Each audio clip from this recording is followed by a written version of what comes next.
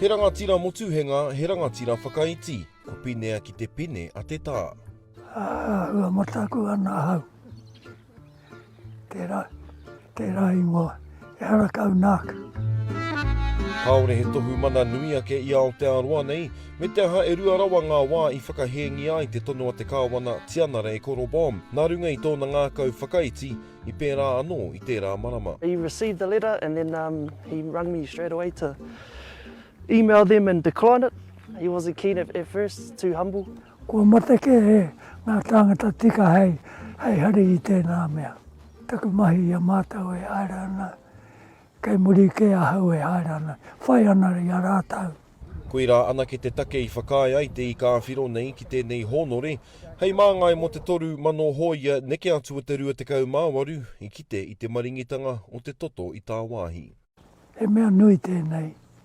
Mō rātau. Mō te ui Māori katoa hoki. Mō ngā whānau o rātau kua wahi atu. Takato mai rā i ngā rā wāhi. Tino whakahirehire tēnei mō te awa Māori. I tika me mihi ki te karaua. I te mea ko ia te mea whakamutunga o te rua te kau māwaru. Kare tai au i te huna i tēnā. Ko hau anake e toi ana.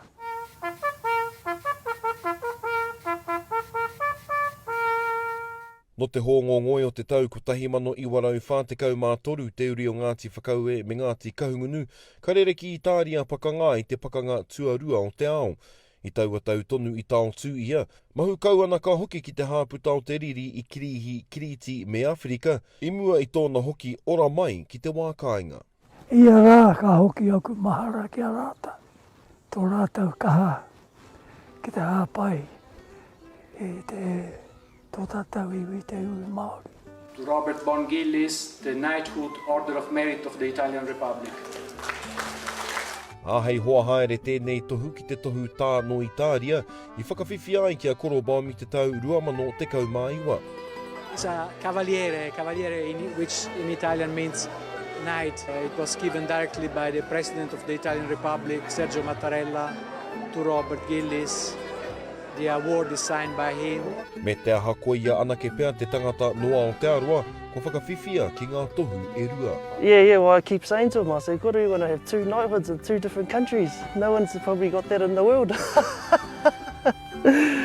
So, it's pretty special. It's very frightening for me, because I'm not used to all this public stuff. E ua te kau mā whitu tau tōna pakeke, a pono marika he tua hangata tēnei e takatū tonu ana i te nuku o te whenua. Kere ama right, aukaha.